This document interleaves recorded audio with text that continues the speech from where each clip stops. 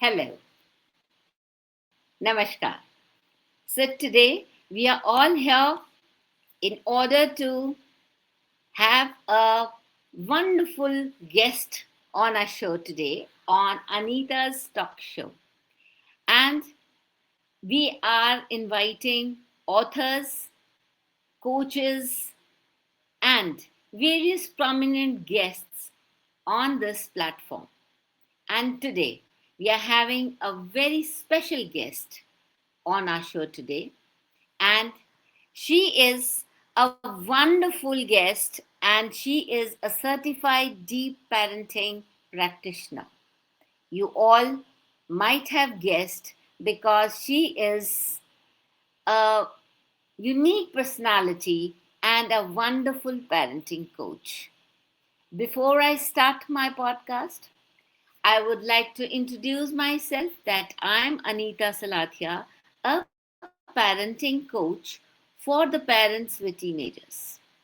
And I am here looking forward to all the coaches and authors on my platform so that we can come together in order to work towards the society helping parents in their lovely journey of parenthood. So, इसके साथ अभी हम invite कर रहे हैं अपनी आज की गेस्ट भावना मलिक जी को। एंड भावना जी एक बहुत उम्दा पेरेंटिंग कोच हैं एंड ये एक रोहिणी नारी रत्न अवार्ड से नवाजी गई हैं 2015 में एंड ये अपने सर्टिफाइड डीप पेरेंटिंग प्रैक्टिशनर भी हैं।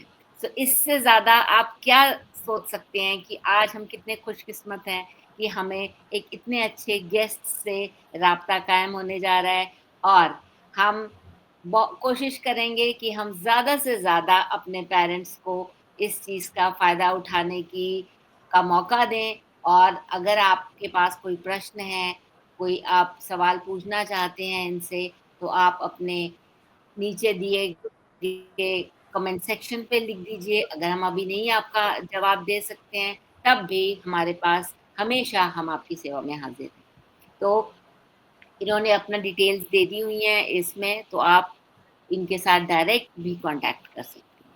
तो चलिए, इससे पहले कि हम और अपना समय बर्बाद करें, हम ज़्यादा से ज़्यादा भावना जी के बारे में थोड़ा-सा जानकारी और अर्जित करने और फिर हम चलते हैं अपने सफ़र की ओर। नमस्कार भावना जी, बहुत-बहुत धन्यवाद आपका इस प्लेटफ़ॉर्म पे आने के लिए। Thank you so much for inviting me on this platform. जी।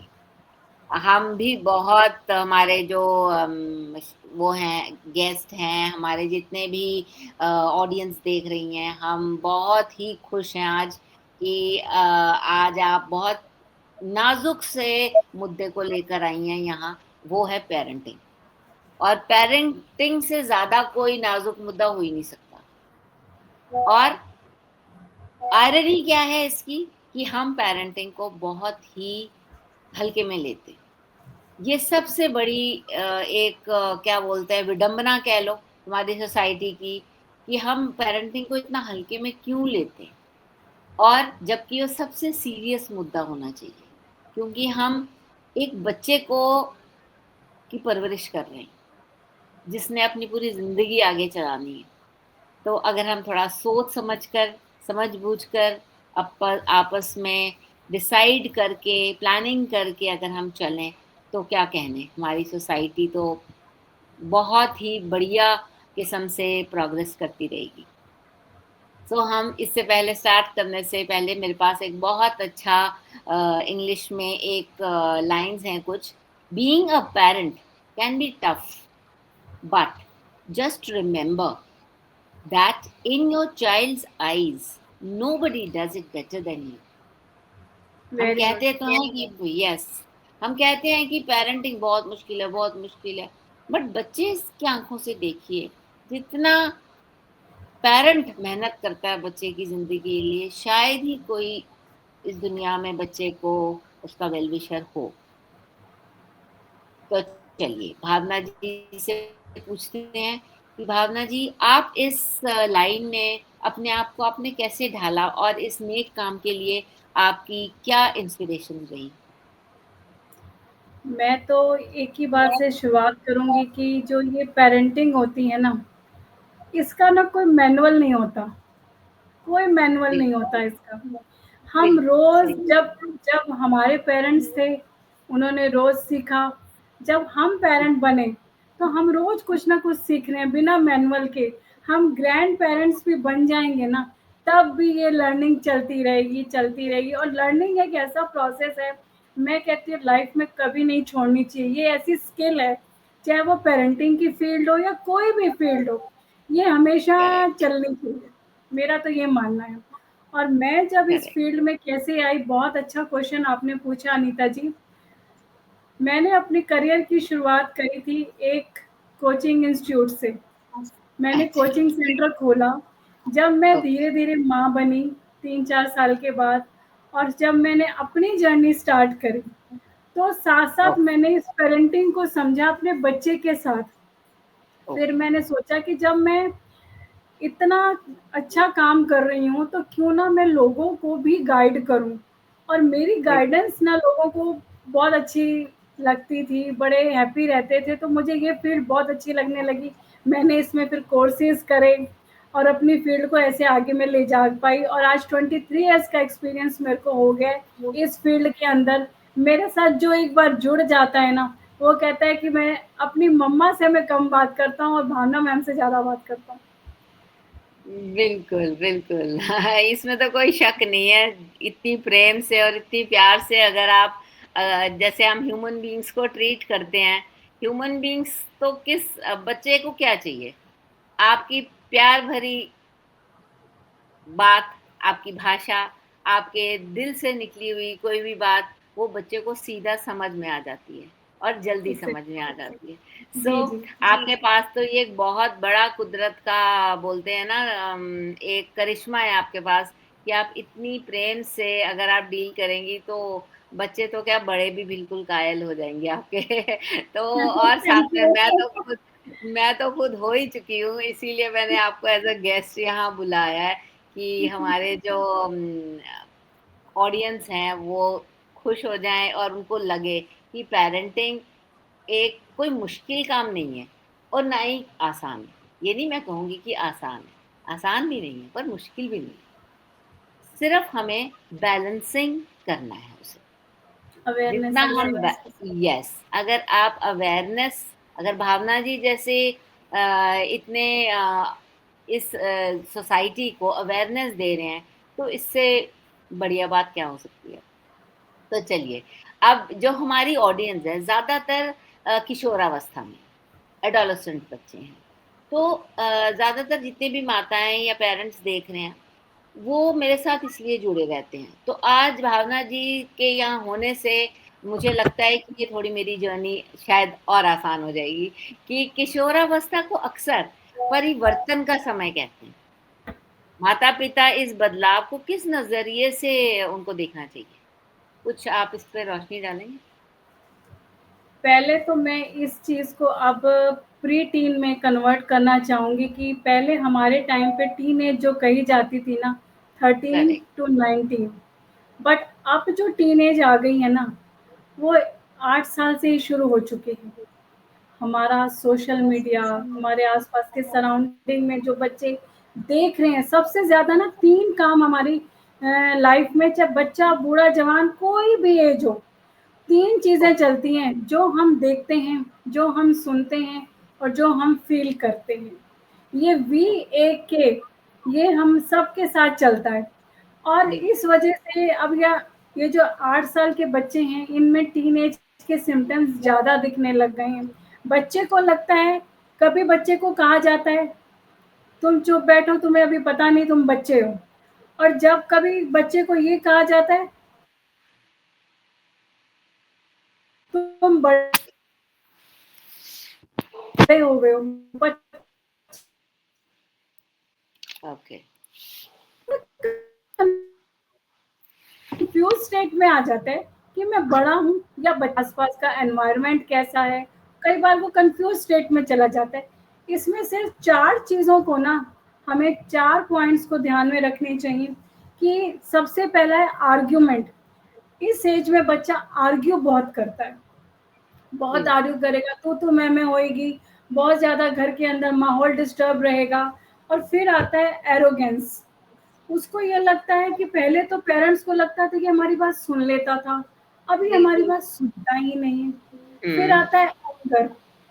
उसके आज के डेट में बच्चा हो बड़ा हो कोई भी एज हो, एंगर एकदम से इंस्टेंट, गुस्सा आ जरा जाता किसी बच्चे की बात नहीं मानी गई, उसका गुस्सा सातवें आसमान पे, घर पे चीजें पटक देना, अपनी सारी शेल्फ को तितर बितर कर देना, तो मतलब बाहर बहुत डिस्टर्ब सा हो जाता है। सबसे बड़ा इसके बाद जो इम्पैक्ट आता है ना बच्चे के ऊपर, लोनलीनेस का, अलोननेस का। बच्चा बहुत ना खुद को बहुत। कहीं न कहीं अकेला फ़ील करता है कि मेरे पास घर में हर कोई है, लेकिन मैं फिर भी अकेला हूँ। अब अब मैं यस। फिर भी अकेला हूँ। इन चीज़ों को ना मैंने अपने बड़े अच्छा मैंने डिज़ाइन किया है कि कैसे इन चीज़ों से बच्चों को डील करना चाहिए। तो पेरेंट्स को मैं कहूँगी कि 5 चीज़ों को अपनी लाइफ़ में अडॉप्ट करना चाहिए। सबसे पहला है एक्सेप्ट। जैसा यस। भी बच्चा है, जैसा भी है, यू हैव टू एक्सेप्ट कि आपका बढ़िया। बच्चा है और यस। किसी का बच्चा नहीं है। जिस दिन करेक्ट। हम ये एक्सेप्ट कर लेते हैं ना, वो वंडरफुल। वही बच्चा है जब स्कूल से आता था, गोल-गोल घूम के मम्मा आज क्लास में ये हुआ, वो हुआ, तब आप उस बात को बड़े ध्यान से सुनते थे। और बहुत बढ़िया। सही बोल जैसे रही आप बड़े हुए, आपकी एज बड़ी हुई, बच्चा भी अपने टाइम से बड़ा हो रहा है। जब दोनों की एज अपने-अपने हिसाब से बड़ी हो रही है, तो बैलेंस मिसमैच कर जाता है। उसी करेक्ट। बच्चे को जब वो बच्चा आके जब 7th-8th क्लास में होता है, मम्मा आज क्लास में ये हुआ, तो मम्मा कहती है, "अबे पीछे हट, तेरी ट्यूशन का टाइम होने वाला है, खाना खा और हाँ, क्लास अपनी ट्यूशन जा।" क्लास ज्वाइन कर। उसका सबसे पहले ये होता है कि मेरा काम निपटे, ताकि मैं सुबह से लगी हुई हूँ और मैं काम ये ट्यूशन जाए, मैं 2 घंटे मोबाइल को स्क्रॉल करूँ, फ़ोनों पे बात करूँ या कुछ भी करूँ। अब यहाँ पर लैकिंग आ जाती है, जो कि पेरेंट्स को आगे चल के फिर बड़ी दिक्कत का सामना करना पड़ता है। नहीं। फिर आता है एप्रिशिएट द वर्क। हमें बच्चे के काम को एप्रिशिएट करना चाहिए। जब बच्चा क्लास में कुछ भी, छोटा बच्चा था पीपी 1 में 2 में, वो बच्चा जब स्माइली स्टार लेकर आता था, तब आप ये उसके हाथ चूमते थे, वाओ तूने बहुत अच्छा काम ये किया। और बिल्कुल। अब अब जब वो बच्चा कुछ काम करके कोई प्रोजेक्ट के बारे में डिस्कस करता है आपसे, तो आप कहते हो मेरे पास टाइम नहीं है। तो बच्चा कंफ्यूज हो जाता है कि मैं जाऊं तो किसके पास जाऊं अपनी बात को करने के लिए। जैसे एग्जैक्ट। जैसे हम हमारी शेयरिंग कम होनी शुरू हो जाती है, हम बच्चे से बच्चा दूर होने लगता है, हम खुद अपने अपने आप अपने बच्चे को दूर करते हैं। अब यहाँ मैं आपको एक एग्जांपल से बताती हूँ, जैसे कभी किसी बच्चे के क्लास में 90% आए, अच्छा। तो 90% आने के बाद हम लोग ना क्या करते हैं कि बच्चे को सातवें आसमान पे उठा देते हैं कि तू तो बहुत ब्रिलियंट बच्चा है। उसको ये कहना चाहिए कि तूने मेहनत करी, तूने अच्छे से काम को समझा। हमें उसके एफर्ट को एप्रिशिएट करना चाहिए, ना कि बच्चे को एप्रिशिएट करना चाहिए। हम बढ़िया। बच्चे को बहुत। एप्रिशिएट करते हैं, बिल्कुल सच बोला आपने। हम बच्चे को एप्रिशिएट करते हैं, जबकि हमें उसके एफर्ट को एप्रिशिएट करना चाहिए, ताकि वो कल को कभी एफर्ट को कम कर दे ना, तो उसको खुद बिल्कुल। ही रियलाइज हो जाएगा कि मेरा रिजल्ट डाउन क्यों आया। बढ़िया। और फिर उसके बाद आता है एडवेंचर।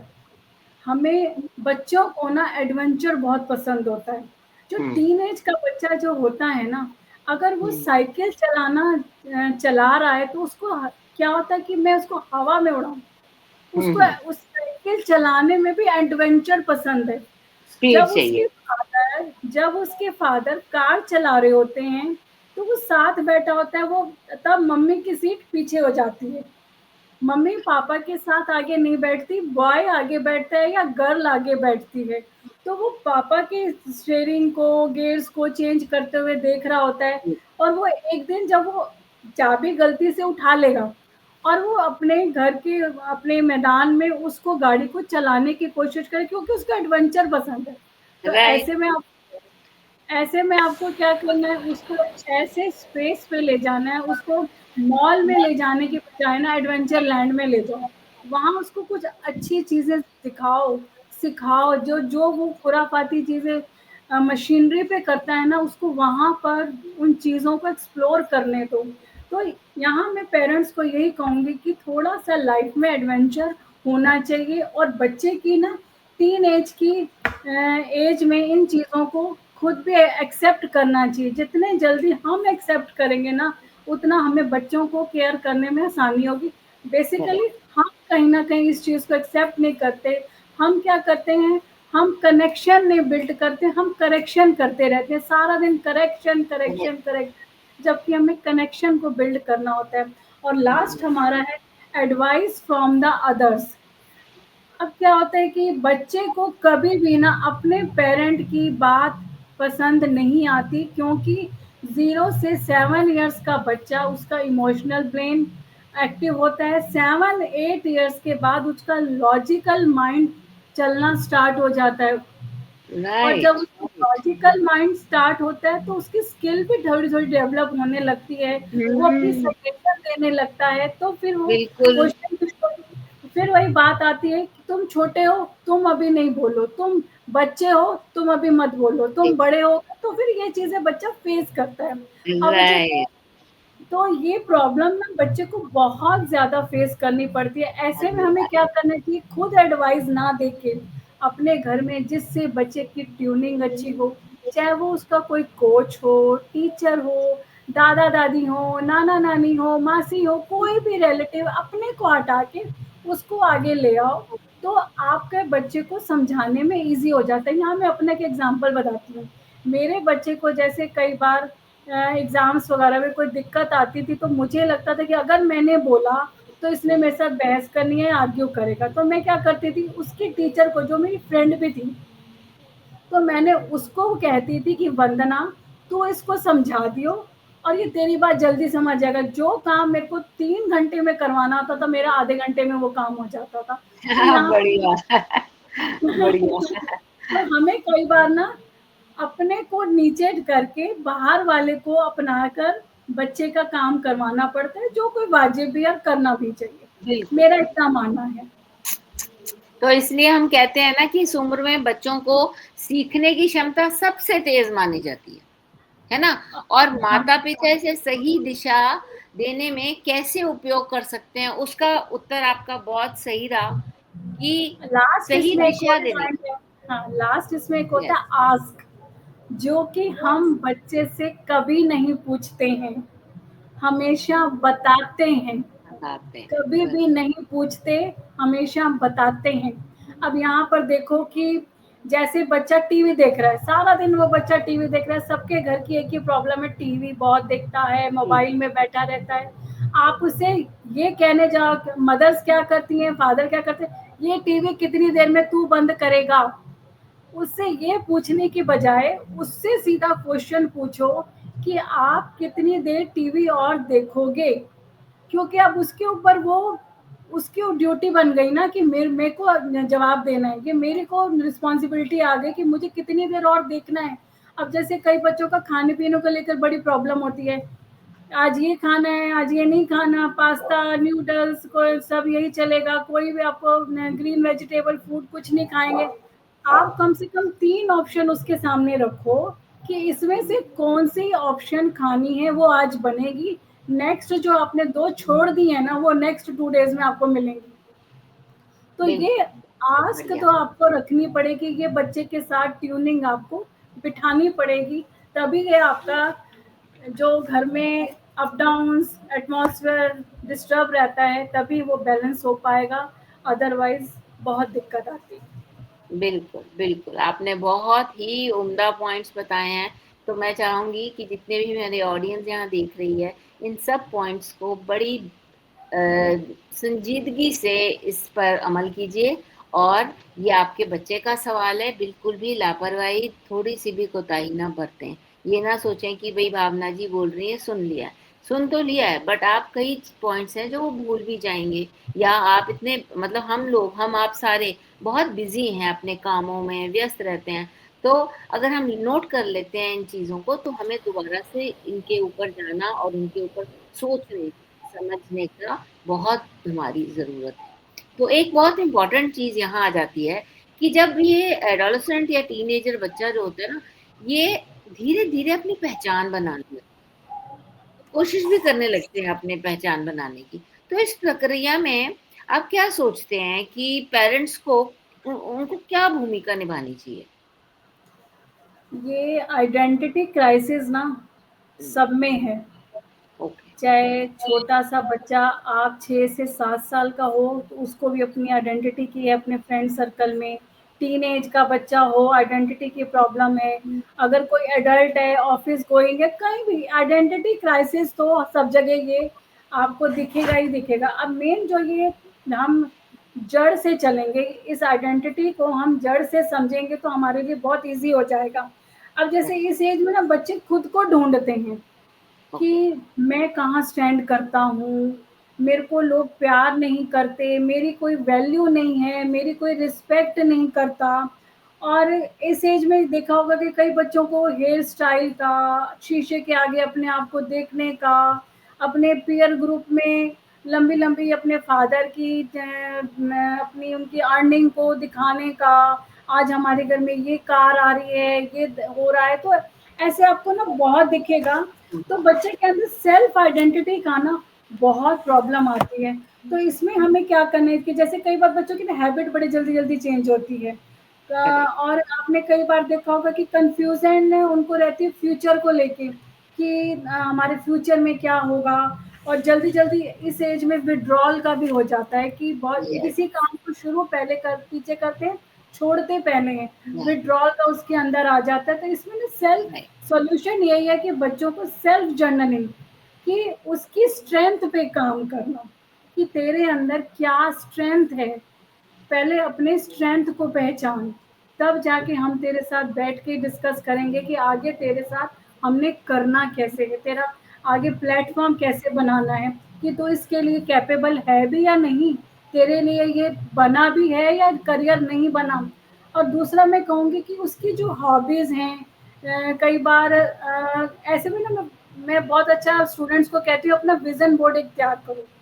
कि अच्छा। आपका 3 मंथ्स का विज़न बोर्ड तैयार करो कि आपका 3 मंथ्स का गोल क्या है, उसके बाद अगले 3 मंथ्स का गोल क्या है, ताकि आपको पूरा साल के बाद जब आपका फाइनल रिज़ल्ट आने लगे, फाइनल एग्ज़ाम आने लगे, तो आपको पिछला सारा ये पता हो कि ये मेरा गोल अचीव हो गया, उसको आपने टिक मार्क करते जाना है। टिक मार्क करने से क्या होगा कि मेरा ये काम हो गया, बस मेरे को इतना काम करना है, इतनी मेहनत और करनी है। तो बढ़िया। विज़न बोर्ड बनाओ और उसको बिल्कुल अपनी मिरर के सामने जो आपका स्टडी टेबल है वहाँ पे लगा दो। उससे बच्चों को बहुत हेल्प मिलती है। और इसमें क्या है, पेरेंट्स को भी ना थोड़ा स्पेस देना चाहिए।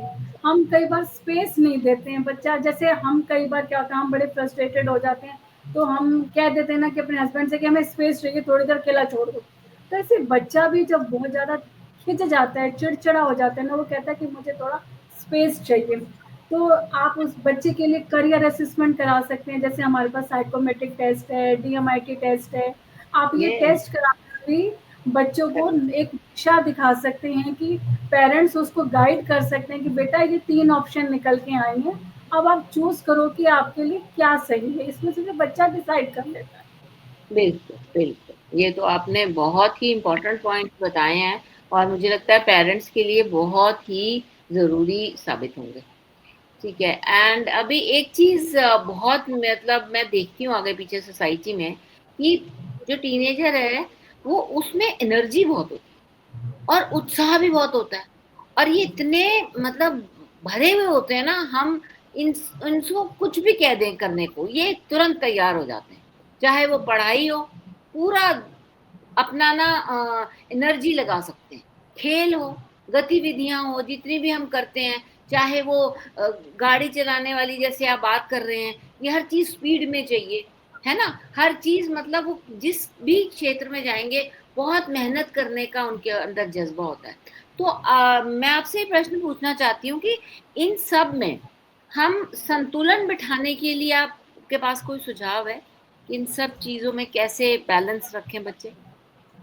मैं यहाँ पर आपको बताना ये चाहूँगी कि आपने कई बार जैसे सुना होगा एडीएचडी बच्चे, उनकी जो करेक्ट, बहुत ज़्यादा हाइपर एक्टिव होते हैं बच्चे। करेक्ट, अब जैसे मेरा बच्चा बहुत ज़्यादा हाइपर एक्टिव है, तो अच्छा, अब जैसे उसका एक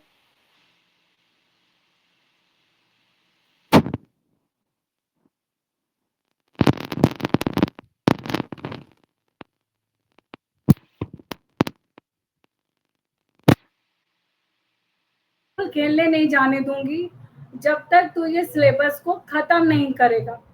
और इससे वो बैठ तो गया, खेलने नहीं गया, लेकिन उसने हुँ, जो काम 1 घंटे में करना था, वो कम से कम 4 से 5 घंटे लग गए। यहाँ मुझे ये समझ में आ गया कि इन बच्चों को जब तक मिट्टी से खेलने नहीं दिया जाएगा, खेलेंगे नहीं, इनका पसीना नहीं निकलेगा, इनकी एनर्जी नहीं एग्ज़ॉस्ट होगी, तब तक ये बच्चे बिल्कुल भी एक कंसंट्रेशन से नहीं बैठ पाएँगे। तो यहाँ पर मैं और भी जैसे कुछ पॉइंट्स बताऊँगी। टाइम मैनेजमेंट, हमें बच्चों का टाइम मैनेजमेंट ज़रूर करना चाहिए कि अगर ये आपका खेलने का टाइम है, 5 से 6 आप खेलने जाओगे या करेक्ट, 1 से डेढ़ घंटा बच्चे को खेलना चाहिए, क्योंकि उसकी जी, फ्रेशनेस बहुत ज़रूरी है, उसके टॉक्सिन्स बहुत निकलने ज़रूरी, बहुत ज़रूरी होते हैं। बहुत सुबह से ज़रूरी, वो बच्चे उठे होते हैं, तो उनको फ्रेशनेस चाहिए ही होती है। तो करेक्ट, हमें टाइम मैनेजमेंट ऐसी करनी चाहिए कि बच्चा खेल के आए, फिर वो पढ़ ले, फिर ब्रेक करके वो खाना खाए, खाना खा के फिर 1 घंटा। और मेरा क्या मानना है कि मैक्स टू मैक्स 10:30 तक ये बच्चे सो जाने चाहिए। 10:30 के बाद बिल्कुल इन बच्चों को कहना नहीं चाहिए कि तू अभी और पढ़।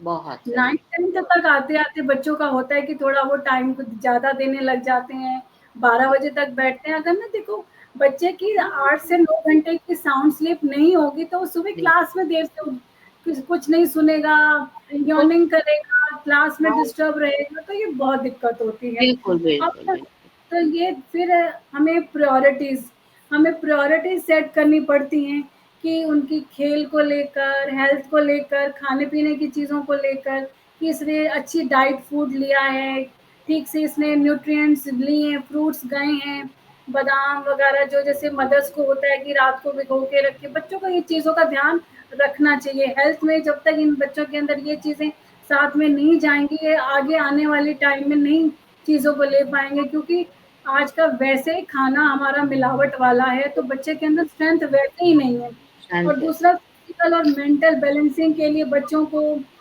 मैं कहूँगी कि चाहे 5 मिनट से शुरू करो, थोड़ी-सी मेडिटेशन की हैबिट डालनी चाहिए। इन बहुत, बच्चों का ना दिमाग होना बहुत ज़रूरी है। आजकल के बच्चे मार-धाड़ इतनी पीएसपी 4 सब देखते हैं, उनके ना दिमाग में हर वक़्त फ़ास्ट चलता रहता है। तो इनको कहीं न कहीं स्टेबल करने के लिए 5 मिनट से शुरू करो। मैं कहती हूँ कि घर में मदर भी साथ बैठे, उसको भी ज़रूरत है। तो अपने घर हुँ, में सबको कहना चाहिए कि 5 मिनट की मेडिटेशन हम 5-5 मिनट से स्टार्ट करेंगे ना, तो कब 10 मिनट में कन्वर्ट हो जाएँगे, हमें पता ही नहीं चलेगा। अब जैसे बच्चा पढ़ने बैठा है, तो उसे पोमोडोरो टेक्निक आप लगा सकते हो कि चलो करेक्ट, 25 मिनट वो पढ़ाई करी, 5 मिनट्स का ब्रेक करा। तो इस यस, तरीके से भी हमें बच्चों का ना बैलेंसिंग करनी होती है कि हम बच्चे को क्या एनवायरनमेंट दे रहे हैं। यस, एनवायरनमेंट का बहुत असर पड़ता है, जो बच्चा आगे चलकर वही अडॉप्ट करता है अपनी लाइफ में। यस, अब यहाँ पर मैं एक चीज़ और ज़रूर ऐड करूँगी, जो आज की डेट में घरों में नहीं हो रही है। हम हुँ, पूरे दिन में बोथ पेरेंट्स आर वर्किंग, तो वर्किंग होने से हम रात में सब घर में इकट्ठे मिलते हैं, न्यूक्लियर फैमिलीज़ होती जा रही है। एक मील एक साथ करना बहुत इम्पोर्टेंट है डाइनिंग टेबल के ऊपर। हमारे घर बहुत, में ये था कि डाइनिंग टेबल पे आप डिनर करोगे और उसमें हम पूरे दिन की डिस्कशन करेंगे कि हमने जैसे हस्बैंड वाइफ बात कर रहे हैं, आज मेरे पूरे दिन में ऐसा दिन गया, हस्बैंड बताएगा ऑफिस में ऐसा हुआ। तो बच्चा ना उस वक़्त नहीं रिएक्ट करता, वो सिर्फ़ सही सुन है, रहा होता है, सुनते बहुत अच्छे हैं, भाई ऑब्जर्वर बहुत बढ़िया होते हैं। बहुत ये अच्छा, बच्चे आजकल के बहुत स्मार्ट होते हैं। अब इसमें यस, क्या होता है कि 2 दिन तो वो कुछ नहीं बोलेगा, सिर्फ इधर-उधर खाना खाएगा, फटाफट उठेगा कि मेरे सीरियल का टाइम हो गया या मेरी गेम का टाइम हो गया, तो भागने की कोशिश करेगा। तीसरे, चौथे दिन जब सुनेगा ना, फिर धीरे-धीरे ओपन हो गया, मम्मा मेरे साथ ना स्कूल में ये दिक्कत आई। हमें बेसिकली वही तो निकलवाना था। हम जो ये ये 2-3 दिन से एक्सरसाइज़ कर रहे थे, हमें यही तो निकलवाना था। बच्चे को ना तो एक गुस्से से, अथॉरिटी से पूछना, उसके रादर देन उसको एक ना फिज़िकल टच, प्यार वाला, ये चाहिए बस। आस-पास का एनवायरनमेंट, फ्रेंड सर्कल तो सिर्फ़ उसको बिगाड़ने के लिए बैठा है, लेकिन आप उस सिर्फ़ उसको एक टच भी कर दोगे ना कि तू चाहे किसी का खून भी कराएगा ना, पर मेरे को आके बता दियो कि ये तेरे से गलती हुई है। हम ही तेरे पेरेंट्स हैं जो तेरे को सँभाल लेंगे, कोई और नहीं आएगा। तो बिल्कुल, एक बिल्कुल। चीज़ ज़रूर साथ में करनी चाहिए। बढ़िया, बढ़िया। आपने तो बिल्कुल दिल को छू जाने वाली बातें कह दी हैं कि भई अगर आपका बच्चों को के अंदर इतना विश्वास डालिए, ये कॉन्फिडेंस डालना भी पेरेंट्स का फ़र्ज़ होता है ना। बट होता क्या है कि हम इतने अपने इस कश्मकश में, दुनिया की स्पीड में, दुनिया की मटेरियलिज़्म में इतने फँस चुके हैं ना कि हम इन छोटी-छोटी बातों को ऐसे नज़रअंदाज कर रहे हैं, कभी-कभी तो भूल भी रहे हैं। नज़रअंदाज तो बहुत दूर की बात है, भूल ही जाते हैं कि हमारा बच्चा बड़ा हो चुका है और अगर हम थोड़ा-सा प्यार से उसके साथ पेश आ जाएँ, तो वो तो आप ही का ही है, उसमें तो कोई शक नहीं है। आप ही के पास आएगा वो, बट आप उसे अपनी स्पेस तो जी दीजिए, रास्ता तो दीजिए, दरवाज़े खुले रखिए अपने दिल के। क्यों नहीं आएगा वो आपके आपके पास ही आएगा और किसके पास जाएगा? बट हमने दरवाज़े बंद कर दिए, हम ऊँचा बोलते हैं, गुस्सा करते हैं, नाराज़ होते हैं, कि कई-कई घरों में तो मैंने देखा है टीनेजर्स की तो पिटाई भी हो जाती है, ये सोच के कि ये बिगड़ गया है। अब बिगड़ क्या गया है? वो बच्चा है, वो कैसे बिगड़ेगा? आप बिगाड़ोगे उसको तो वो बिगड़ेगा। जहाँ तक मेरे पास पेरेंट्स आते हैं, बोलते हैं इसकी फ्रेंड्स अच्छे नहीं हैं। कभी बोलते हैं हम अच्छी सोसाइटी में नहीं रहते। अरे भैया सोसाइटी और फ्रेंड्स कहाँ इतनी प्रायोरिटी देता है बच्चा? प्रायोरिटी सिर्फ़ पेरेंट्स को देता है बच्चा। ये हम पता नहीं क्यों भूल जाते हैं। मैं आज का आपको किस्सा बताती हूँ। मेरे पास 2 बच्चे आए, अच्छा, उनके स्कूल में ना एग्ज़ाम में ऑप्शन दी हुई थी कि आप क्या बनना चाहते हो बड़े होकर? अच्छा, डॉक्टर, चोर, कुछ नहीं। अच्छा कुछ बच्चे ने चोर को सिलेक्ट किया। बताओ। Oh my God! देखो बच्चा कहाँ तक जा सकता है, यू कांट इमेजिन। वो कहाँ तक अपनी सोच ले जा सकता है। बहुत ही मतलब 5 आप संस्कार होते हैं हमारे, मैं आपको बताऊँगी 5 संस्कार होते हैं जो हम पुराने लेके आते हैं। करेक्ट, दूसरे संस्कार जो हमें अपनी फैमिली से हेरिडिटरी मिलते हैं। मिलते हैं। तीसरे जो हम स्कूल में सीखते हैं। चौथे जो हम सोशली अडॉप्ट करते हैं और लास्ट इन सब के बाद जो हमने अपना खुद एक संस्कार नया जनरेट करते हैं। हुँ, बिल्कुल, बिल्कुल। ये चीज़ें तो पेरेंट्स को बिल्कुल समझनी चाहिए। मैं बताऊँ समझ मतलब जब आपके घर में बच्चा एक आता है, भगवान ईश्वर की देन है बच्चा। अगर जैसे ही वो बच्चा आपके घर में एंटर करता है, उसी वक़्त ये जो चीज़ें आपने तीनों बताई हैं, ये पेरेंट्स को भली-भाँति इस चीज़ का एहसास होना चाहिए। बिल्कुल। और हम क्योंकि उसके बाद फिर बच्चे के हमारे पास पेरेंट्स के पास टाइम ही नहीं होता है सोचने का इन चीज़ों पर अगर इन चीज़ों का ध्यान जैसे भावना जी ने अभी बताया कि अगर इन चीज़ों का एहसास भी रहता है ना तो आपका जो काम होता है ना कई गुना बढ़िया हो जाता है आप उसे बड़ी समझदारी से बड़ी संजीदगी से आप अपनी पेरेंटिंग जर्नी चला सकते हैं और अगर आप ऐसे ही मतलब अनजान में या आप कह लो कि अवेयरनेस के बिना पेरेंटिंग करते हैं, तब तो आप सोचो कि आप टीनेजर जब तक बच्चा टीन का हो जाएगा, तब तो बहुत देर हो चुकी होती है। बहुत देर हो चुकी होती है, जब तक बच्चा टीनेजर में आता है। जी। टीनेजर मतलब आपके घर के पूरे संस्कार बच्चे के अंदर जा चुके हैं, सीधी-सी बात है। 7 जैसे साल भावना तक जी की बात अपने से मुझे राइट, राइट, 7 बोलिए। साल तक जो बच्चे को सिखाना है ना, जो डालना है डाल दो। कहते हैं ना, जी, 40 दिन के अंदर मदर इन लॉ कहती है तू राजमा भी खा, छोले भी खा, सब कुछ खा, ताकि बच्चा आगे डाइजेस्ट कर सके। कर सकते, सेम इसी करेक्ट, तरह होता है, 7 साल तक अपने बच्चे के अंदर जो संस्कार डाल सकते हो डाल लो, वो नींव पक्की होनी चाहिए आपकी। पक्की हो जाए। बिल्कुल, बिल्कुल, बिल्कुल, कोई शक नहीं है इसमें। बहुत ही मतलब ऑडियंस के लिए ये एक बहुत बड़ा आई ओपनर है, क्योंकि कई पेरेंट्स हैं जो सोचते हैं कि नहीं हमारे बच्चे में ही कोई प्रॉब्लम है। अगर हम बच्चों को हमेशा दोषी ठहराएँगे, तो ये हमारा फर्ज़ नहीं निभाया हमने। हम बच्चे के ऊपर ही थोप रहे हैं, भई बच्चे की गलती है, बच्चा ऐसे कर रहा है, बच्चा वैसे कर रहा है। ये इसमें हम कहीं न कहीं अपने को बचा रहे हैं अपनी ड्यूटीज से। हम अपने ड्यूटीज को ध्यान पूर्वक नहीं कर रहे हैं क्योंकि बच्चा समझ नहीं रहा, इसका मतलब हम बच्चे को समझा नहीं रहे। अब समझाने इसके साथ मैं ये कहूंगी कि मूड स्विंग्स और चिड़चिड़ापन तो आपको पता है टीनेजर्स में बहुत है, जैसे आपने पहले ही बताया है। तो माँ बाप को ये इसे संभालने के लिए क्या कर सकते हैं हम लोग?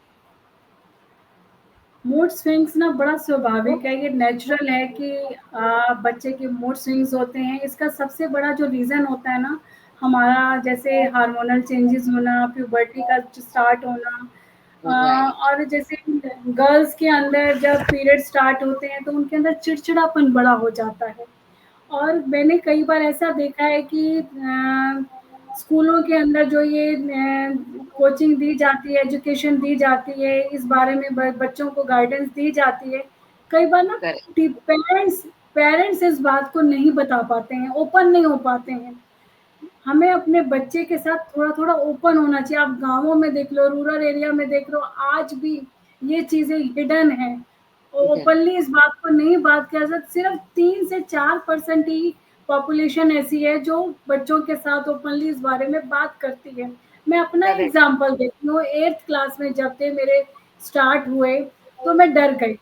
मैंने अपनी मदर से बात ना करके अपनी फ्रेंड की सिस्टर से बात करी, तो मेरी सिस्टर ने उसकी सिस्टर ने बताया कि अपनी मम्मी से बात करो। तो मैंने डर के मारे कहा कि अगर मैं मम्मी को बताऊंगी तो मम्मी मुझे मारेगी।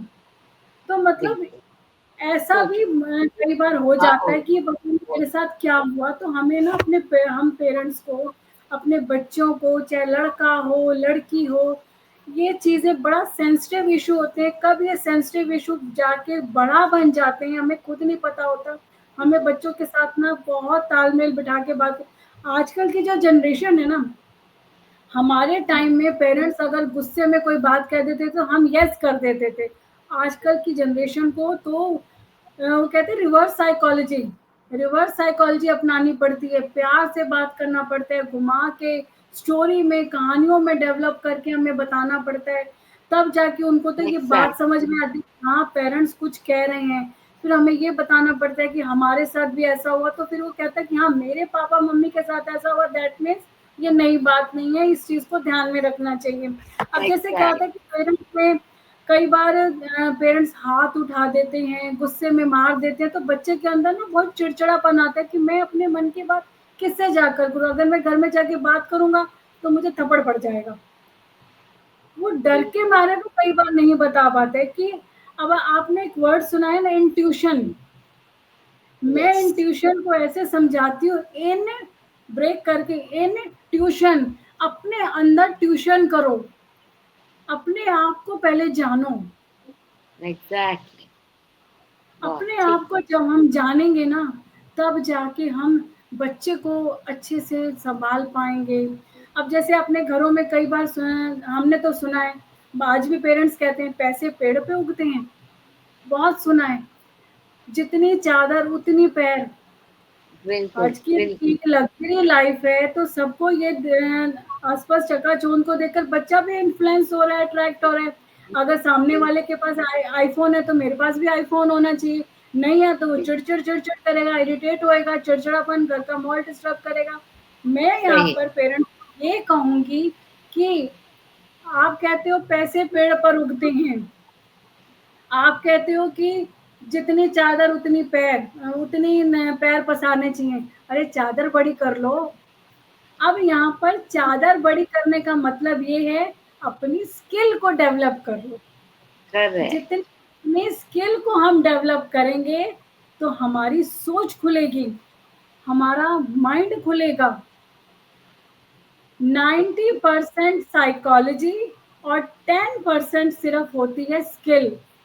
मैं यहाँ पर पेरेंट्स से कहूँगी कि अपने बच्चों को कम्युनिकेशन स्किल, पब्लिक स्पीकिंग और पर्सनैलिटी डेवलपमेंट आँख बंद करके ये 3 कोर्स ऐसे हैं, करा लो। बहुत करा बढ़िया। लो, आगे चल के उनके ही काम आएगा। बढ़िया, बहुत चलना बढ़िया। कैसे, उठना कैसे, बैठना कैसे, बात कैसे करनी, कितना बोलना है, कितना नहीं बोलना, बहुत ज़रूरी है। जो बिल्कुल, दिखता है वही बिकता है, मेरा ये मानना है। बिल्कुल, बिल्कुल, बिल्कुल। बहुत उम्दा बात आपने कही है कि भई जो हम पेरेंट्स जितना भी हम बोलते हैं, जैसे हम जितना मीठा डालेंगे उतने ही हर चीज़ मीठी होती जाएगी। सो पेरेंट्स का भी यही काम है कि हम जितनी ज़्यादा बच्चे को सशक्त बनाएँगे, बच्चा हाँ, उतना ही मजबूत बनेगा और आगे चैलेंजेस को लेने के काबिल बन पाएगा। तो इसके साथ ही एक और क्वेश्चन मेरा दिमाग में आ रहा है कि जैसे हम कहते हैं ना कि पढ़ाई कीजिए, जब टीनेज में आता है तो बच्चों का करियर भी बनना होता है और फिर सोसाइटी का प्रेशर भी होता है, नहीं भैया हम डॉक्टर बनेंगे, डॉक्टर नहीं बने तो फिर क्या होगा? बच्चा स्ट्रेस लेने लग जाता है। और इस दबाव को जो कम करने के लिए माँ-बाप को क्या कदम उठाने चाहिए? देखिए ना, आजकल आप देखते हो कि माँ-बाप का जो रवैया है वो इतना ही ये है कि भई एस्पिरेशंस बहुत हैं, कि भई हाँ, हमारा बच्चा डॉक्टर बन रहा है, इंजीनियर बनना है, भैया तू पढ़, पढ़, पढ़ और इतना पढ़ ले, चाहे नहीं भी पढ़ पा रहा है फिर भी कर। तो हम बच्चे को कहीं न कहीं स्ट्रेस दे रहे हैं। सोसाइटी भी स्ट्रेस दे रही है, अगर पेरेंट्स नहीं दे रहे सोसाइटी दे रही है। तो फिर क्या होता है, आपने सुना ही होगा आजकल यही एज है जो बच्चे सुसाइड्स पे आते हैं, सुसाइड्स कर रहे हैं और कितना प्रेशर लेके ज़िंदगी जी रहे हैं। तो मैं आपसे ये पूछना चाहूँगी कि इस दबाव को कम करने के लिए पेरेंट्स का को क्या कदम उठाने चाहिए? कैसे पेश बच्चे आना का जब रिज़ल्ट आता है ना, तब हम डिसाइड करते हैं कि ये करियर क्या चूज़ करेगा, किस दिशा में, किस डायरेक्शन में इसको जाना चाहिए। फिर हम कंपैरिज़न पे आ जाते हैं, शर्मा जी का बेटा सब जगह आ जाता है। देखा उसका बेटा, उसकी बेटी कितना अच्छा उनके मार्क्स आए। चाहिए? आपने बच्चे का तो रिपोर्ट कार्ड जनरेट कर लिया, क्या आपने अपनी करेक्ट, खुद की मार्कशीट देखी कि आपने उसके जब करियर टाइम चल रहा था कितना साथ दिया? आपने बिल्कुल, अपनी मार्कशीट को कभी टैली करा है कि जब बच्चे का पीक टाइम चल रहा था, तब आप किसी एन्जॉयमेंट में बिज़ी थे, किसी ट्रिप पे गए जॉब हुए थे, में बच्चे को बोला कि आप पीछे पढ़ लेना, पढ़ाई कर लेना, हम लोग इतने दिन में आएँगे। बच्चा भी अपनी मस्ती में, आप भी अपनी मस्ती में। आपने बिल्कुल कभी ठीक। इस चीज़ को दिया?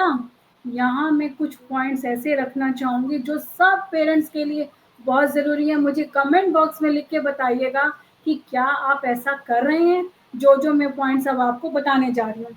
एक्सेप्ट द रिज़ल्ट, बच्चे का जो रिज़ल्ट आया है, accept it. As it is उसको एक्सेप्ट करो। आपके बढ़िया। लिए ना बच्चा इम्पोर्टेंट है। रिजल्ट तो जो ये आया तो है। आया, ऑप्शंस बहुत हैं, खाली डॉक्टर इंजीनियर बढ़िया, या सीए से बहुत किसी का टैगलाइन नहीं लग जाएगी कि मेरा बेटा इंजीनियर, मेरा बेटा डॉक्टर है। आपका बच्चा शुक्र मनाओ आपके साथ है, कोई हाँ, गलत कदम नहीं उठाया उसने। आपके लिए आपका बच्चा इम्पोर्टेंट है। रिजल्ट 60% में भी लाइन्स मिल जाएंगी आपको। बढ़िया, हर एक बढ़िया, बच्चा वेरी कोई गुड, डॉक्टर इंजीनियर नहीं बनता, नहीं वेरी गुड। बनता। एक्सेप्ट द रिजल्ट, जैसा भी वो रिजल्ट लेके आया है। और नंबर 2, डिस्कस द ड्रीम्स। जब बच्चा 10th के बाद 11th में आता है, तो उसके पास 10th के एग्ज़ाम्स के बाद आपके पास 2 महीने होते हैं, बैठ के उससे बात करो, उसके बात ड्रीम्स कीजिए। पूछो, बेटा तेरे ड्रीम्स क्या हैं? तू करना क्या करेक्ट, चाहता है? आस-पास जो वो फ्रेंड्स को सुन रहा है, वो भी आके बताएगा। फिर वो पेरेंट्स भी अपने ऑप्शंस रखेंगे, तो बच्चे को कहीं न कहीं क्लैरिटी मिलेगी। बच्चे के यस, ड्रीम्स ज़रूर पूछो। तब आपको बड़ा अच्छा लगता था। लड़का पैदा हुआ, यार ये तो इंजीनियर बनेगा, लड़की पैदा हुई, ये टीचर बनेगी। जब वो बच्चा हाथ में, अभी वो आया भी नहीं होता है, अभी हाथ बाहर आँख खोली होती है, हम उसका फ्यूचर डिज़ाइन कर लेते हैं। कर लेते फ्यूचर हैं। जब डिज़ाइन करने का टाइम आता है, तब बात हम करना भूल जाते हैं, तो हम अपनी चकाचौंध में बिज़ी होते हैं।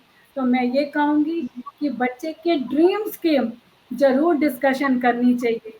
बहुत इम्पोर्टेंट है, बच्चा एक शेल्टर फ़ील करता है कि मेरे को वैल्यू दी जा रही है, मेरे बारे में बात हो रही है। करेक्ट। जो आज बच्चे को माहौल नहीं मिलता। फिर मैं कहूँगी प्लान ए, बी, सी ज़रूर होना चाहिए। मान लो बच्चे ने इंजीनियरिंग, सीए या कुछ भी ऑप्शन चूज़ करी, वो नहीं कर पाया, प्लान बी क्या है? वो रेडी होना चाहिए। मान लो वो भी नहीं हुआ, प्लान सी क्या है? हमारे पास कम से कम 3 प्लान होने चाहिए। एक बात बताओ, जब आप शर्ट खरीदने जाते हो, 3-4 ऑप्शन देखते हो ना? तो कई यस। 2-3 मॉल्स में जाते हैं, शॉप्स तो पे जाते हो ना? एक छोटी-सी तो बात है, आइसक्रीम खाते हो, 2-3 फ्लेवर तो चूज़ करते हो ना? तो ये तो बच्चे के बिल्कुल। करियर की बात है। प्लान ए, बी, सी आपके हाथ में होना चाहिए कि बच्चे को आगे दिक्कत ना हो। इस चीज़ का ज़रूर ध्यान करना चाहिए। Appreciate your child.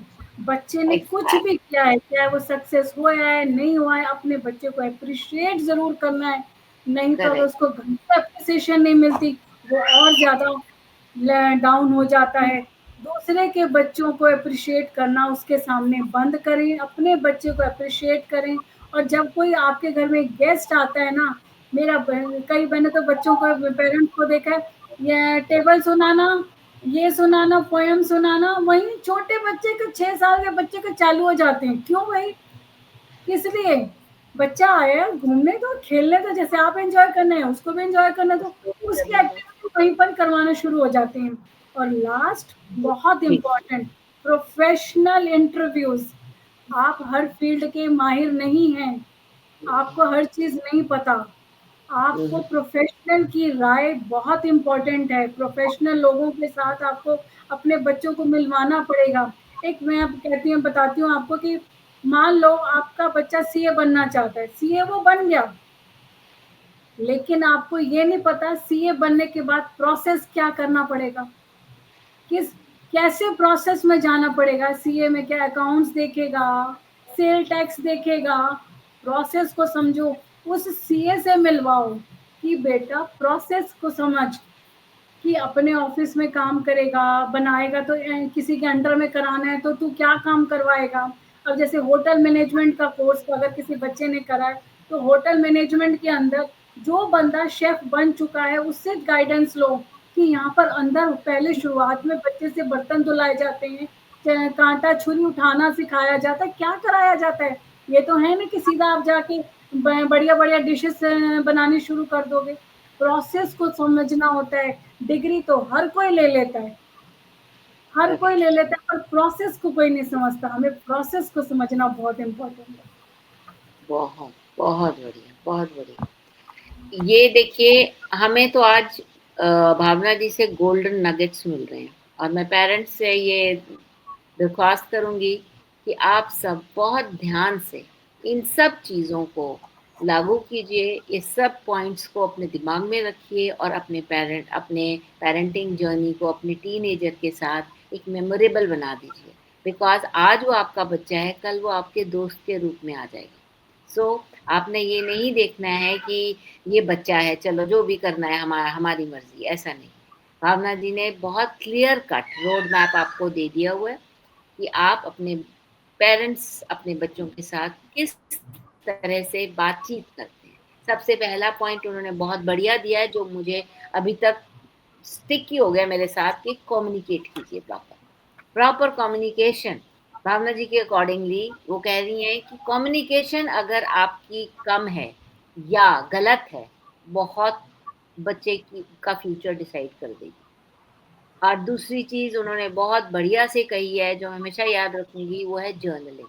बच्चे को सिखाइए जर्नलिंग करना, बच्चे को रोड मैप बताइए, और लास्ट जो अभी इन्होंने अभी अभी जो पॉइंट बताया है कि जिस भी करियर में बच्चा जाना चाहता है, उसे उसके प्रोफेशन के बारे में बताइए, प्रोफेशनल लोगों से उसे मिलवाइए, बताइए कि वो क्या कठिनाइयाँ आने वाली हैं उसको, कैसे उसने वहाँ पहुँचना है और कौन से स्टेप्स लेने हैं, कितनी मेहनत करनी है, ये सब चीज़ें पहले से ही पता होना चाहिए। प्रोफेशनल लोगों के साथ मिलना-जुलना, सो दैट बच्चा घबराए ना बाद में और फिर ये ना हो जाए कि उसका गलत हो गया डिसीजन जो उसने अपना करियर चॉइस लिया है। प्रॉपर उसका माइंडसेट बन जाए अपने किसी करियर में जाने के लिए। बहुत बढ़िया। भावना जी, आज तो मतलब कि पेरेंट्स का तो ना जैसे लॉटरी लग गई है कि जो पेरेंट्स अभी भी अंधेरे में हैं और बहुत टीनेजर को अपना बच्चा मान रहे हैं, बहुत छोटा बच्चा मान रहे हैं, तो ये गलती मत कीजिए। बच्चा आपका बड़ा हो चुका है। फिर और साथ में सबसे बड़ी एक जो चीज़ अटकती है ना, टीनेजर समझ रहा है कि भई मुझे सब कुछ पता है। टीनेजर ऐसा नहीं है, कोई बच्चा नहीं है, वो सब समझ रहा है। पेरेंट्स को भी समझ रहा है, टीचर्स को समझ रहा है, करियर समझ रहा है, सपोर्ट सब कुछ समझ रहा है। बट एक चीज़ में वो कभी ना कभी हार्मोनल चेंजेस की वजह से या हार्मोनल डिस्टर्बेंस की वजह से एक चीज़ है जो उसे कहीं-कहीं, कहीं न कहीं वो अटक रहा है। वो बहुत इम्पोर्टेंट है, पीयर प्रेशर। अब इसका क्वेश्चन मैं प्रश्न यहाँ आपके लिए लाऊँगी कि पीयर प्रेशर के कारण गलत आदतों में बच्चे चले जाते हैं, चाहे वो कितने भी बढ़िया हों पढ़ने में, चाहे उनका माहौल कितना भी अच्छा है, कोई फ़र्क नहीं उनको पड़ता। अगर पीयर प्रेशर ज़्यादा है, हावी हो चुका है उनके दिमाग में और वो हावी तभी होगा जब आपका बच्चा कमज़ोर होगा। जब आपने उसे सशक्त बना दिया तो पीयर प्रेशर कोई काम नहीं करेगा। अब जब पीयर प्रेशर आ जाता है, तो आपको पता है कितनी दुनिया में सोसाइटी में देख रहे हैं हम, बच्चे गलत आदतों में पड़ जाते हैं, नशे की ओर चले जाते हैं और स्पीड राइडिंग करते हैं, ड्राइविंग करते हैं और एक्सीडेंट्स का सामना करना पड़ जाता है। बट एक दोस्त ने बोला चलो स्पीड से, पता नहीं आगे क्या हो जाए। सो हम इसे रोकने के लिए और बच्चों को मजबूत बनाने के लिए व्यावहारिक तरीका क्या अपना सकते हैं? क्या आप छोटे से टिप्स दे सकती हैं पेरेंट्स के लिए? बिल्कुल, बहुत ही आज की डेट का हर क्वेश्चन जो-जो आज आपने मेरे से पूछे हैं ना, हर क्वेश्चन इम्पोर्टेंट है। पीयर बिल्कुल, प्रेशर पेरेंट्स से भी ऊपर हो जाते हैं उनके दोस्त, बिल्कुल, बिल्कुल, फ्रेंड्स।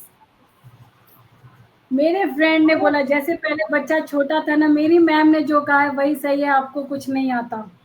करेक्ट, करेक्ट, वैसे ही मेरे फ्रेंड हैं के सामने आपने कुछ नहीं बोलना, मेरी इंसल्ट नहीं करनी, मेरे बारे में कुछ नहीं। कई बच्चे तो यहाँ तक कह देते हैं जब मेरे फ्रेंड्स घर में आए तो आप बाहर चले जाना या कमरे में अपने टीवी देखते रहना। पेरेंट्स को बाहर ही नहीं आने देते। बिल्कुल, ठीक बोला आपने। स्कूल में नहीं जाने देते बच्चे, बोलते स्कूल हैं में स्कूल में नहीं नहीं आना, जाने देते हैं। स्कूल नहीं अल्कोहल, आना। स्मोकिंग, ड्रग्स में चले जाते हैं। यहाँ पर मैं बिल्कुल, पेरेंट्स से कहूँगी कि ना अपने बच्चों के साथ ना इमोशनली कनेक्ट होना बहुत ज़रूरी है। यस, जैसे बच्चा पैदा हुआ था 7-8 साल तक आप उस वो इमोशनली आप बॉन्ड था ना, वो करेक्ट, बॉन्ड आप स्ट्रॉन्ग कर रहे थे ना, वो बॉन्ड आप बच्चे के साथ स्ट्रॉन्ग कर रहे थे।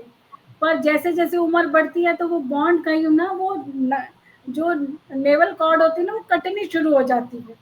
अब मैं यहाँ हाँ, पर ये कहूँगी कि जैसे पेरेंट्स आजकल बड़े स्मार्ट बनने की कोशिश करते हैं कि मैं ना तुम्हारा मुझे ना तुम अपना फ्रेंड समझो, मैं बिल्कुल तुम्हारी फ्रेंड हूँ।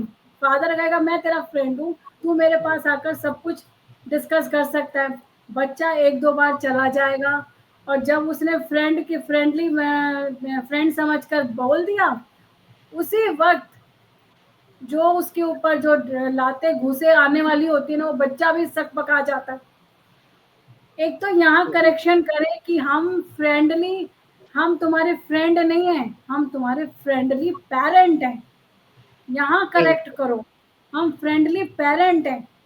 पेरेंट हमेशा पेरेंट होता है, वो कभी फ्रेंड नहीं होता। फ्रेंड उनके पास बहुत सारे हैं, उनको क्या ज़रूरत है फ्रेंड पेरेंट के अंदर भी फ्रेंड देखने की? उनको कोई ज़रूरत नहीं है।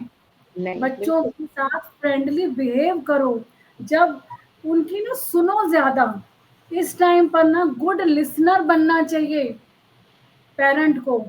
जितना ज़्यादा सुनेंगे और उस सुनने के बाद रिएक्ट नहीं करना है। जब वो सारा कुछ बोल जाए, पहले तो एक पानी का गिलास पिला देना है, वो शांत हो जाए। जब वो शांत हो जाएगा, तो आप भी थोड़ा शांत होगे। जब तक वो पानी, इतनी देर में आपका दिमाग चल जाएगा मुझे बात कैसे करनी है, ये आपको पता चल जाएगा। अब बहुत दूसरा, बढ़िया। टीनेज में कई बार ना बच्चे शेयर नहीं करते। पेरेंट्स को बड़ी प्रॉब्लम रहती है, हमारे साथ शेयर ही नहीं करता, अपनी मौसी के साथ कर देगा, अपनी बुआ के साथ कर देगा, अपनी दादी के साथ कर देगा, मेरे साथ तो शेयर ही नहीं करता। जैसे आज फ्रेंड सर्कल में पॉन्ड देख ली, बच्चे ने पॉन्ड मूवी देख ली, बॉय ने, गर्ल ने, तो उसके माइंड का थॉट एकदम दूसरा हो गया। तो कई बार बिल्कुल, ऐसे बिल्कुल। में जब पता चल जाता है ना, मैं यहाँ पे गाइडेंस देना चाहूंगी पेरेंट्स को। अगर आपको पता चल गया है, फादर हो या मदर हो, बच्चे के साथ डेट पे चले जाओ। आज बिल्कुल मम्मा सही बेटे बात। की डेट है, आज फादर डॉटर सन की डेट है, डेट पे चले जाओ। वहां जाके बातें करो, बात में बात होगी। जब बात करते करते अपनी एज का कोई किस्सा शेयर करो, तो बच्चे को लगेगा मेरे पेरेंट के साथ भी ऐसा हुआ, इट्स नॉर्मल। क्योंकि आजकल के बच्चों का तो नॉर्मल ही नहीं पता कि नॉर्मल क्या है। बिल्कुल ठीक बोला। डेट पे जाओ बच्चे के साथ, और वहाँ पे शेयरिंग करो, अपनी भी, बच्चे की भी, अपने आप रास्ते बन जाएँगे। इमोशनली कनेक्ट होना बहुत ज़रूरी है, क्योंकि आजकल के बच्चे इमोशनली टूटे हुए हैं। लॉजिकली तो उनका बहुत बढ़िया काम कर रहा है, इमोशनली दे आर टोटली मतलब टूट चुके हैं वो। एग्ज़ैक्टली, और अब दूसरा मैं एग्ज़ैक्टली। ये कहूँगी कि सही गलत को दिखाना, कि हम लोग करेक्ट। सही गलत का करने लग जाते हैं। जैसे कई बच्चों को आपने देखा होगा कि बाहर सिखाने वाले बहुत बैठे हैं। बाहर बहुत। तो दुनिया भर के सिखाने वाले बैठे हैं। बिल्कुल। अब मुझे कई बार ड्रिंक की बात होएगी, स्मोकिंग की बात होएगी, कुछ भी ऐसा आपको लगे ना कि बच्चा ऐसी बात कर रहा है, उसको प्यार से कहो, बेटा मैं तो स्कूल में टीचर्स को ही एडवाइस दूँगी कि अपने स्टूडेंट्स को उस पे प्रोजेक्ट दे दो। सपोज़ स्मोकिंग का है, स्मोकिंग के ऊपर है, बैड आपने इफ़ेक्ट। बेटा इस पे प्रोजेक्ट बनाना, हुँ, इसके बेनिफिट्स, इसके ड्रॉबैक्स, पूरा प्रोजेक्ट लेके आना। जब वो बच्चा, और गूगल से सर्च करना, जब वो बच्चा उसको बनाएगा, अपने हाथ से रेडी करेगा और आके डिस्कस करेगा, बताएगा, तो उसके ड्रॉबैक्स भी पता होंगे, बेनिफिट्स भी पता होंगे। तो बैक ऑफ द माइंड ना सबकॉन्शियसली उसके अंदर फीड होता है। जब वो समय आता है, जब वो एक बार उस सिगार को पीयर प्रेशर में आके उठाने की कोशिश करेगा, कष्ट लगाने की कोशिश करेगा, एक बार रुकेगा, नहीं, ये नहीं करना। ऐसे में उसको उसी पे काम दे दो, या ऐसे में उसको सर्वे करने के लिए भेजो। फील्ड में सेल्स भेजी जाती है ना, सेल्स टीम भेजी जाती है। इन बच्चों यस। को सेल्स की तरह ऐसे बच्चों को सिखाना शुरू कर दो। हमने क्या करना है, बच्चों का ना बहुत प्रोग्रेसिव माइंड होता है।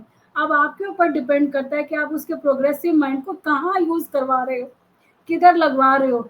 सुनने से बच्चे के, हमें बच्चे की हर चीज़ ना देखनी पड़ती है।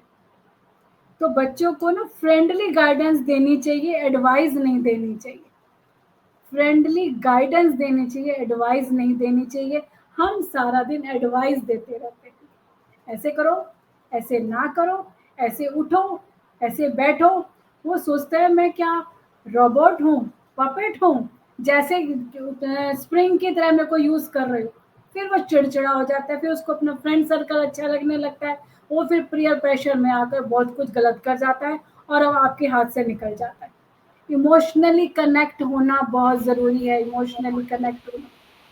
बहुत ज़रूरी है, बहुत ज़रूरी है। इतनी आपने पते की बात बोली है कि कनेक्शन हमारा बहुत ज़रूरी है बच्चे के साथ। और अगर हम कहीं भी थोड़ी-सी भी चूक जाएँगे, तो वहीं गड़बड़ हो सकती है। तो इससे पहले कि बच्चे के साथ कनेक्शन टूट जाए, तो बेटर है कि हम कोशिश करते रहें, अपने काउंसलर से बात कर रहे हैं, पेरेंटिंग कोचेस से सुझाव लें, उनका हेल्प लें। अगर आपको लगता है कि हम सही नहीं जा रहे हैं, हम कहीं गलत हो रहे हैं, तो जल्दी से जल्दी उसे पकड़ लीजिए। जितनी जल्दी हो सकता है उतना पकड़ लीजिए, क्योंकि अब हम सब एक नॉर्मल इंसान है, हम गलतियां भी कर जाते हैं। ऐसी बात नहीं है कि पेरेंट्स कोई भगवान है, हमसे गलतियां भी हो जाती हैं, बट उन गलतियों को सुधारना भी हमारा ही काम है। हमें कोई बाहर से नहीं आएगा बताने के लिए कि भाई आप यहाँ गलत जा रहे हो। तो मेरी ये गुजारिश है सबसे कि पेरेंटिंग कोचेस के पास जाइए, उनकी हेल्प लीजिए, करियर काउंसलर्स के पास जाइए, उनकी हेल्प लीजिए। आजकल ये जो हमारी मॉडर्न सोसाइटी है, हमें इतना तो हेल्प कर ही रही है। अब ऑनलाइन वर्ल्ड है, आप अभी कहीं जा नहीं सकते, तो आप ऑनलाइन वर्ल्ड में भावना जी से मिलिए। ये खुद भी एक करियर कोच हैं और अपनी डिटेल्स ये पूरी वीडियो के नीचे डाल देंगी। और ये अब 1-to-1 काउंसलिंग भी करती हैं, एक पेरेंटिंग कोच हैं, एक काउंसलर हैं। और अगर आपको लगता है कि आपका बच्चा कहीं गलत जा रहा है या आपको मदद की ज़रूरत है, तो ज़रूर आगे होइए। बिकॉज़ मैं तो यही कहूँगी कि मदद लेना कोई कमज़ोरी नहीं है। हमेशा पेरेंट्स को ये हमारी सोसाइटी ये सिखा देती है कि मदद लेने से आप कमज़ोर हो, इसलिए मदद ले रही हूँ, बट ये गलत बात है। जहाँ आपके बच्चे का सवाल है, जहाँ आपकी पेरेंटिंग का सवाल है, जितनी आप मदद ले सकते हैं उतनी लीजिए। आप देखिए अपने आप को विनर महसूस करेंगी। जैसे अब भावना जी जैसे पेरेंटिंग कोच से आप मिल लेंगी, आपके बच्चे का तो जीवन ही सँवर जाएगा और आप खुद इतनी खुश हो जाएँगी कि आपको लगेगा कि हमें पहले क्यों नहीं मिली भावना जी। एंड सो आप ज़रूर उनसे राब्ता कायम करें और वो अपनी डिटेल्स, अपना ईमेल सब कुछ इस वीडियो के नीचे दे देंगी और आप बिल्कुल भी झिझके नहीं। ये मैं बार-बार पेरेंट्स को ये गुज़ारिश करूँगी कि पेरेंट्स सोचते हैं कि हाँ, हमारे बच्चे में ये कमी है, बट वो आगे होकर मदद माँगने के लिए शर्माते हैं। शर्माना नहीं है, किस बात का शर्माना है? बच्चा आपके पास कुछ सालों की देन है। जब वो बच्चा 12वीं में चला गया, कॉलेज में चला गया, वो तो दुनिया का हो गया, वो सोसाइटी का हो गया, आप उसको बिल्कुल सुधार नहीं सकती हैं। जब तक आपके पास बच्चा है, जैसे भावना जी ने शुरू में ही बता दिया था कि प्री-टीन बच्चा जब होता है, उसी टाइम बच्चे के ऊपर अपना इन्फ्लुएंस डालने की कोशिश कीजिए, बच्चे को अच्छी संस्कार दीजिए। तो उससे क्या होगा, जब बच्चा टीनेज में आएगा, आपकी सारी जो मेहनत है, वो रंग लाएगी। So this was a very deep and a very a kind of one to one talk with the parent। और मैं समझ रही हूँ जितने भी पेरेंट्स यहाँ हैं, वो इसका ज़रूर फ़ायदा उठाएँगे और इसको इसके ऊपर अमल करेंगे। तो इसके साथ ही हमारा ये पॉडकास्ट खत्म होता है। हमारा तो बिल्कुल मन नहीं कर रहा कि भावना जी हमारे से जाएँ यहाँ इस शो से, बट समय हमें अलाउ नहीं कर रहा। तो इसके साथ ही हम भावना जी का बहुत-बहुत धन्यवाद करते हैं, जो आपने आज हमें इतने उपयोगी और आसान सुझाव दिए। यकीनन ये बातें हर माता-पिता को अपने बच्चों, खासकर किशोरों को समझाने के लिए और उनसे जुड़ने में बहुत मदद करने वाली है। और माताओं, याद रखिए, हर चुनौती के साथ एक नया अवसर भी छुपा है।